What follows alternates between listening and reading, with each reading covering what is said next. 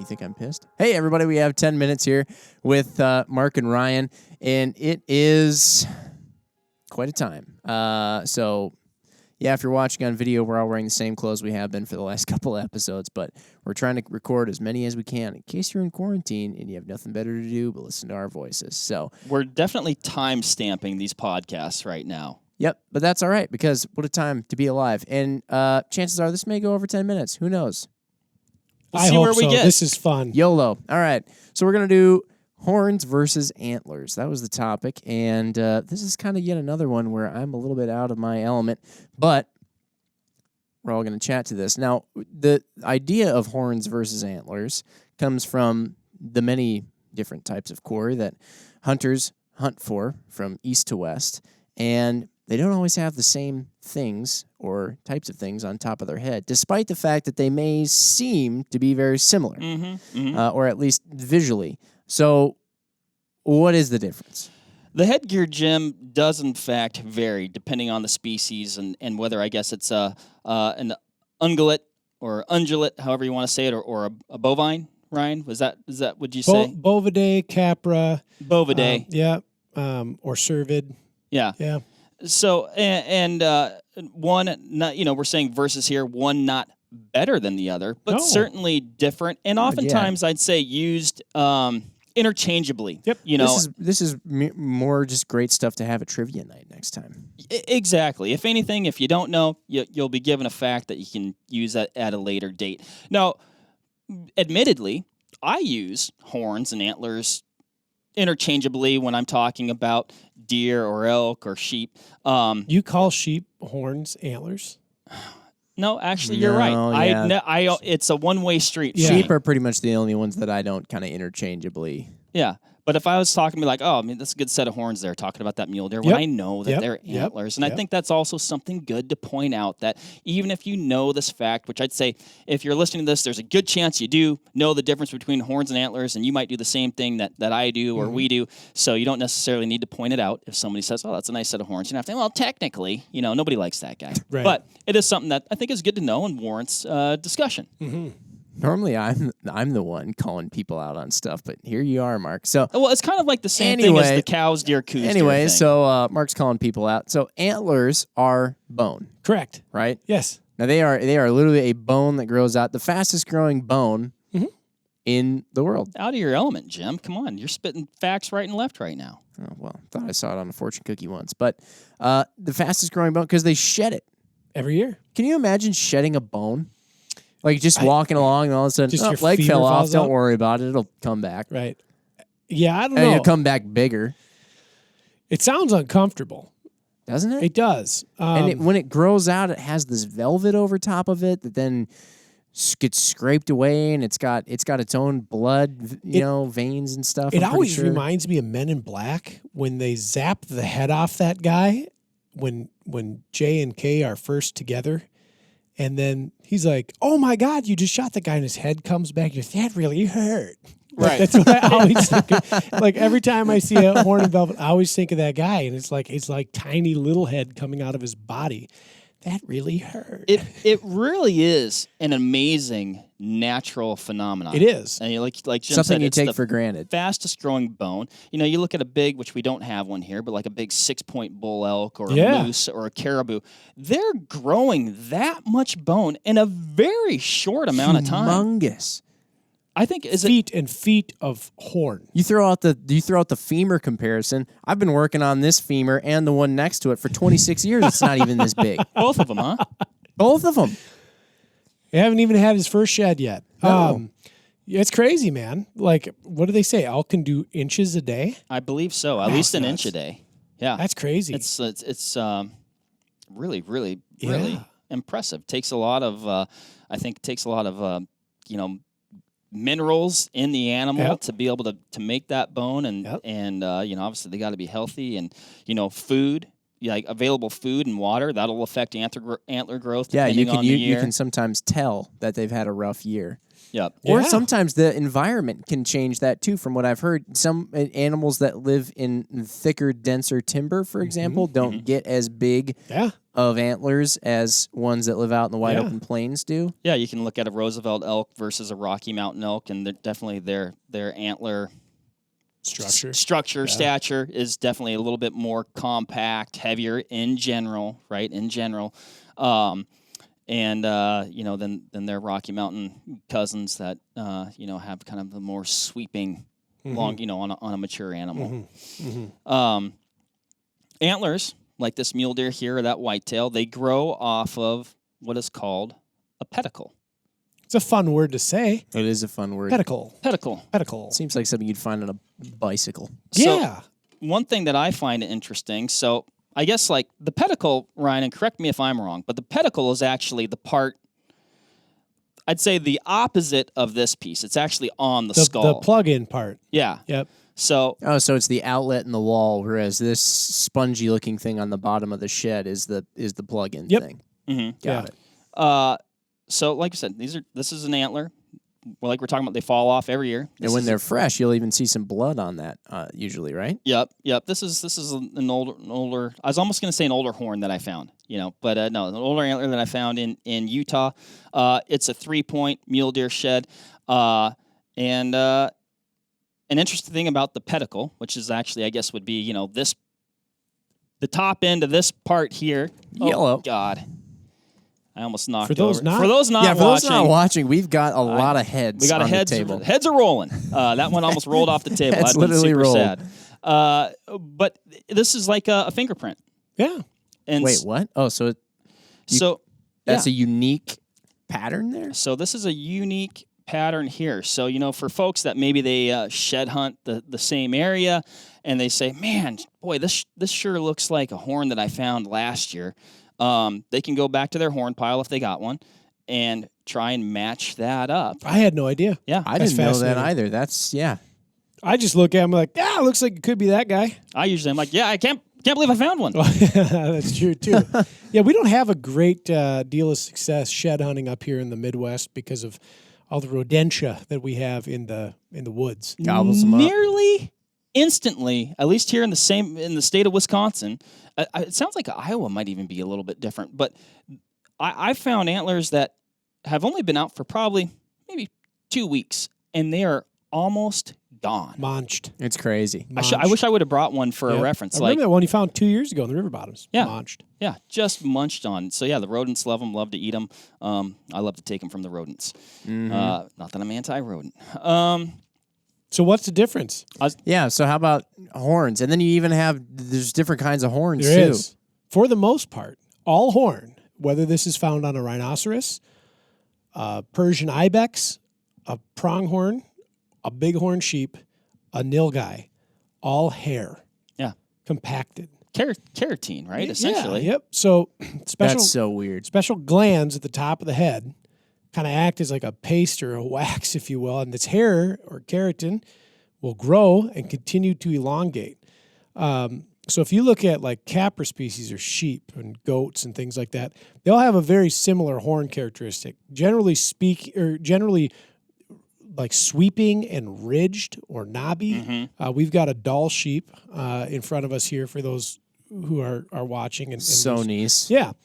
And like they've got these knobby protrusions and things on them, and they sweep back. Well, if you were to look at like an ibex, They don't fork. No forking, right? Yeah. If you look at an ibex that you would find in like Uzbekistan or Spain or something, it's not terribly different. It's longer and thinner and swept and all that, but it still maintains a lot of the same characteristics. Even if you were to look at a mountain goat, which is a hair-horned animal, its horns look smooth from a distance, but if you get close, a lot of times you see they have itty-bitty little ridges. Yep. It's just crazy. On the table here, we also have a pronghorn antelope, which, interestingly enough, is not an antelope. It is a pronghorn. It is the only one of its kind. Yeah. It does have Unique to North America, too. It does have hair horn. This one you can tell. It looks more like hair. Yeah. Oh, definitely. What's neat about this is it sheds every year. So it's kind of this interesting in-between thing. The pronghorn is a complete exception all the way around. You said yours aren't glued on. So they're not glued on. So like Ryan was saying, this sheds its sheath, and actually it'll kind of shed some light on a little bit of what essentially this doll sheep looks like in some ways as well on the inside, which the doll sheep, now this will never shed. No. You know, and Ryan, you were also talking, I'm going back to the doll sheep here, but you were talking about, you know, the rings. Yeah. And these are essentially called annuli. Yep. And these more, I'd say, major or definitive rings, the annuli, denote the age of that ring. Like a tree. So going back to the doll sheep, you pop this sheath off, and it has a bone-like core in there. Now, that's not considered an antler. No. Nope. That's part of its skull. That is part of his skull. The sheep has the same thing, and I guess if you probably could pop those off if you really worked at it, but they certainly aren't meant to come off every year. Does its skull, though, like when a sheep is born, it doesn't have this full curl going on. Not yet. So does its skull then follow in the full curl? Yeah, not the whole way to the end. Like eventually this will be solid. So these are what are called lamb tips. So on this particular sheep, this one has its first year growth still present. It didn't broom or break them off. Yeah. These are called its lamb tips. And you can find the first annuli ring, and it's pretty defined on that side as well. Yeah, yeah. Like that was its first year of growth. Okay. And so there would have been a small bony protrusion on the skull. Very small at first, obviously when it was a lamb. And I think, what was this sheep I think it aged might out even at? actually start out under the hairline. Yeah. I can't remember how old the sheep was when Paul had taken it. It was 8 or 9, I think. Yeah, it was an old sheep. Over that course of time, you know, its horn would grow and then fill in. And as we get closer to the skull here, probably somewhere around this, you know, this fourth annuli ring here, you'd see a bit of that skull remnant. But otherwise, it fills in and it's solid. That's why it's so heavy, because it's just and that also has to be why it's so dang strong. yes. Because otherwise, I'm thinking to myself, hair. Yep. You know, and these things go at each other Hard. Yes. Yeah, I mean, with the force of a car accident, Yes. pretty much. And so that's where I always wondered to myself, this thing's made out of hair? Yep. And pronghorn do the same thing. If you've ever seen a pronghorn fight, they're nuts. Oh, yeah. Seriously? They're like crazier than the most rut-ridden buck whitetails and mule deer. Like when pronghorn fight, you'd swear that one was trying to kill the other one. Yeah. Like that's the only solution they can come to at the end of it. I nearly executed a stalk on 2 nice bucks, pronghorn bucks that were fighting, and they were into it, and I did not have a stitch of cover. Nearly zero. I mean, I was still crawling, trying to decrease my profile. Eventually, I spooked them. But their level of distraction in that insane buck fight was pretty serious. And honestly, you know, that was a lot of years ago. With the rifles and the long-range stuff we can do today, like, it probably would have been a dead buck. Like, no problem. Right.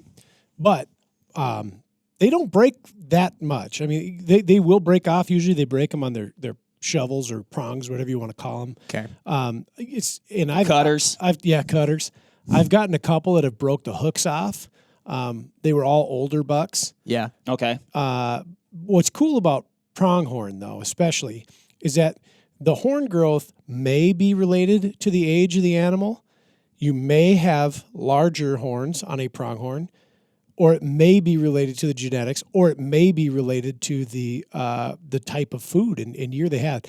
The 2 oldest antelope that I've taken, and they aged them by their tooth. You can look at their bottom jaw, and you can count the number of teeth they have in the front where they nip grass. The max age you can do on one's like 4.5. And then you have to do a molar sample where they'll core it and they'll tell you. But the and I think when they're looking at that, they're almost looking at that tooth. I think they're looking at rings in that tooth, aren't they? In the I think in the dentine is what it's called. I never got them molar aged, but they were older bucks. Like their molars were beginning to wear down. They have the smallest horns. Interesting. Yep. Huh. And I've got a younger buck that's it was like a 3.5-year-old buck shot from the same place the year before that had considerably better horns. And when I was talking to a biologist out there, he attributed it to a good spring that they had. They had a lot of rain and good grazing and calm weather. And so they grew these big horns. So, you may get an antelope or a pronghorn for those sticklers of naming out there. A pronghorn that has big horns that might be an old one. He might be a young one with really good genetics, or might be a young one with really good food. Who knows? And that probably happens because they shed them. Whereas you can kind of tell a good or a bad year on a sheep that doesn't shed its horns. You can kind of tell by the growth rings, right? Yep. Sometimes they're closer together, sometimes they're further apart. Yep. Is it split? Is it fragile? Is it thin there? That kind of thing. There's a lot that goes into that.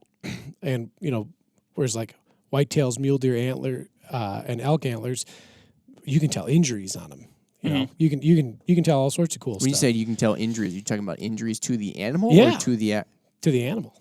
How is that? So if like a whitetail, we've seen this quite a bit because we have a lot of whitetail vehicle incidents here in Wisconsin. Yes. And I don't know why it's opposite, but the opposite side of the injury will always have a diminished antler or a malformed antler. Oh. So if you see a buck out there and he's got a half rack that's really nice and one that's kind of like, yeah, what's going on over there, bud? He could have had an injury, likely had an injury to the opposite side of his body. If he has like a funky left horn, Yep. his back right hip might be bad. Yep. That's interesting. Yep. I never knew that. That's a new fact. And I think damage to the pedicle can also, that create you would some think malformed that horn would growth make as sense. well. Yeah. I Or at read- least be more intuitive. I read, and if somebody here's a cervid expert, that if you took and transplanted the pedicle flesh to any other part of the body, No. like a skin graft, it would grow a horn. No way. Yeah, Have they tried this? I think so. That sounds made up. I want to see that picture on Google Somebody Images. Google that. Google it. I mean, if we can add more horns to deer, antlers, I'm all for it. I'm just kidding, Ryan. You don't think I mean that. Should we touch real quick on, we've got a couple examples here. We've got a whitetail buck and a mule deer buck. Some of the differences, I guess, is, the way Brand the characteristic. horns grow. Yeah. See, I keep doing it. The way the antlers grow. No, it's fine. People get it. You get it. So we've got a mule deer here, and I guess black-tailed deer would kind of follow the same Pattern. Yep. Yeah. Not always. Like case in point. Well, I'll get into the pattern. So a mule deer, this is classic, nice little 4-point buck. He comes up off his main beam, he forks, and then forks again, right? So Off each fork. So off the main beam, he forks, and then boom, off this one, there's a fork, off that one. So this is kind of like a classic 4-point. No eye guards or no brow tines here. And they don't call that. That would be a Wisconsin 8-point. In Wisco, we'd call this an 8-pointer. Yep. Yeah.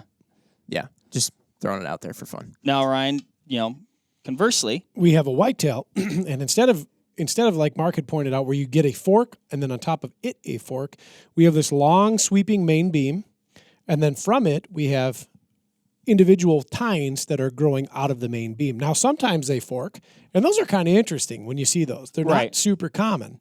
Usually what we see up here in the upper Midwest is you get a main beam that has many points on it. Like if you get a real slammer, you got a 12-point buck, he's got 6 tines on each, that'd be a typical. Yeah. That's when somebody's talking about a typical buck, it's following one of these typical patterns Yep. for that species. What's going on when you get a 30 pointer?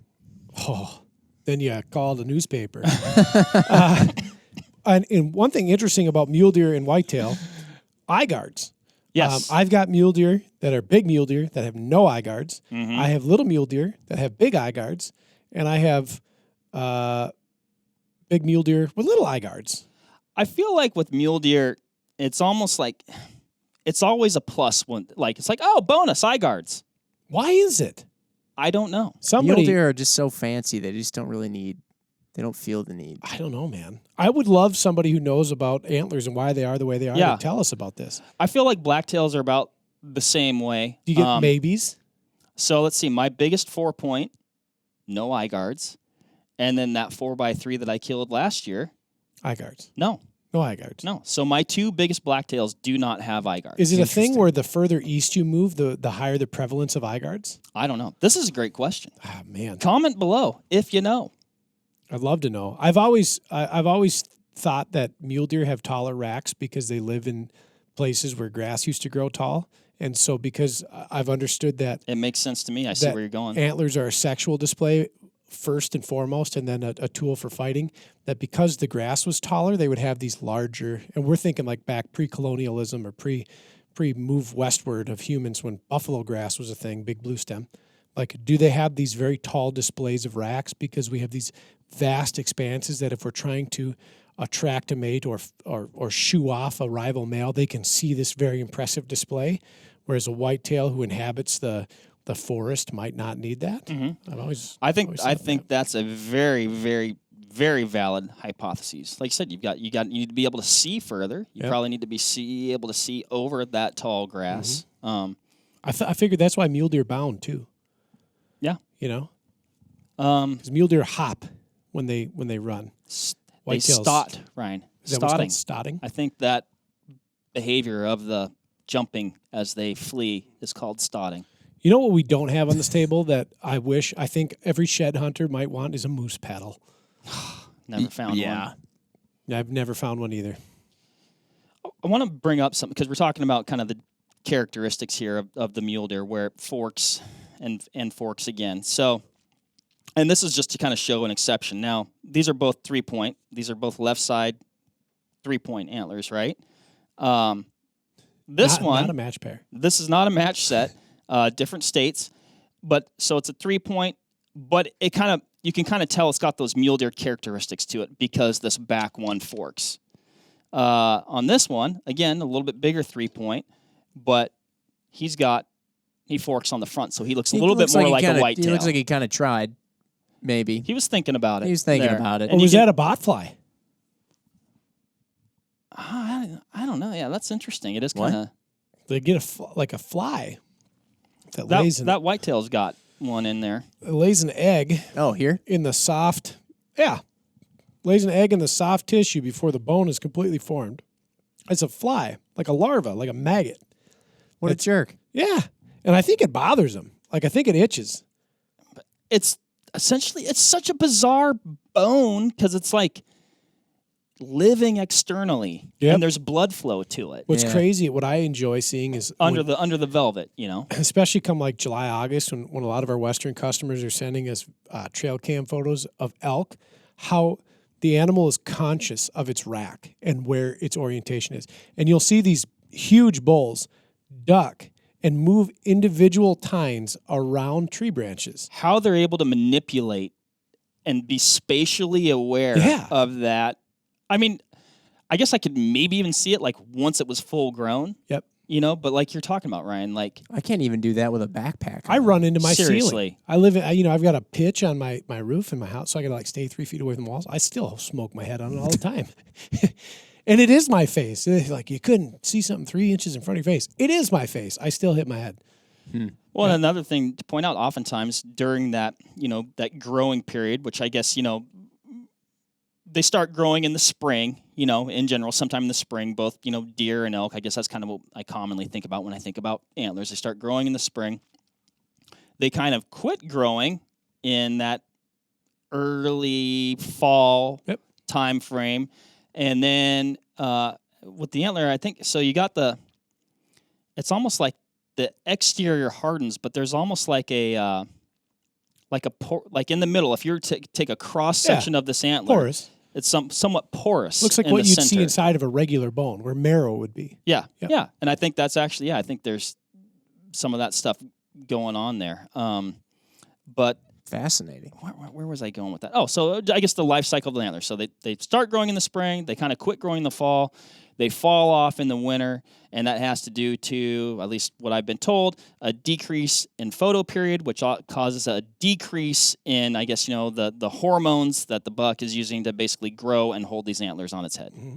And it's only for a brief time then that he has no antler growth. Right. And then within a couple of months, they're already starting. And with elk, you see them drop their horns, and we'll just say like, December, January, February, they start growing them again like late March. Yeah. I mean, it's like he's had it off his head for a few days. And then it's like, let's pop a new set out. Let's just do that. Fascinating stuff. All right. I think we did good. I think we did good. Horns. If we missed something, let us know. Yes. But I think we covered it. Who's got the craziest set of horns and antlers for each respective species. Yeah, Let's see some wild stuff. Let's see them. Yeah, Let's I've hear got about one. them. Have I showed you that one that I have? It's a match set, and the left side is super crazy funky. I'll bring it in. I've never seen one like it. Mark's going to bring it in. Thanks, everybody, for listening.